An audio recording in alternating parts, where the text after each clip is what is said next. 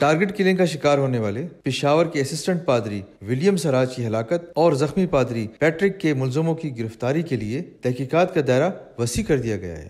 William سراج اور Patrick کی گاڑی پر رنگ روڈ پر واقع آل سینٹ چرچ سے واپسی پر نامعلوم افراد نے فائرنگ کی تھی۔ پولیس نے رنگ روڈ پر نصب کیمروں کی مدد سے اپنی تفتیش کا آغاز کر دیا ہے، جبکہ ولیم سراج کی آخری رسومات کوہاٹی گیٹ کے چرچ میں ادا کی گئیں اور مقامی قبرستان میں سپرد خاک کیا گیا۔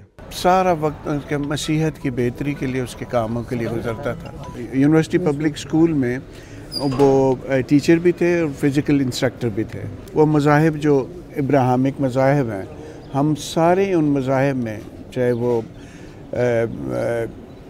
یہودیت ہو یا کرسچینٹی ہو یا اسلام ہو، شہادت کا تو اپنا بہت بڑا درجہ ہے نا۔ وہ تو بہت ملنگ آدمی تھا، بہت ملنگ تھا۔ ضروری ہے، خوف و ہراس تو ہے۔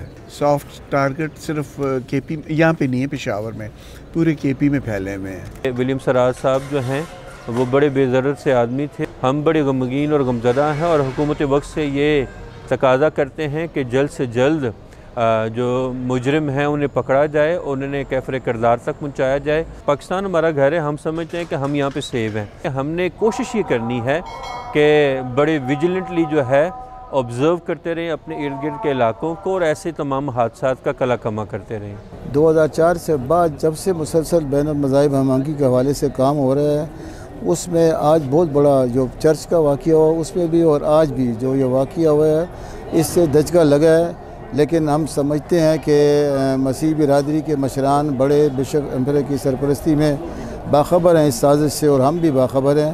انشاءاللہ تعالی ہم اس سازش کو ناکام کریں گے۔ مسیحی برادری نے دہشت گردی کی مذمت کرتے ہوئے یہ بات واضح کی کہ دشمن پشاور کے امن کو تباہ کرنے کی کوشش میں کامیاب نہیں ہوں گے۔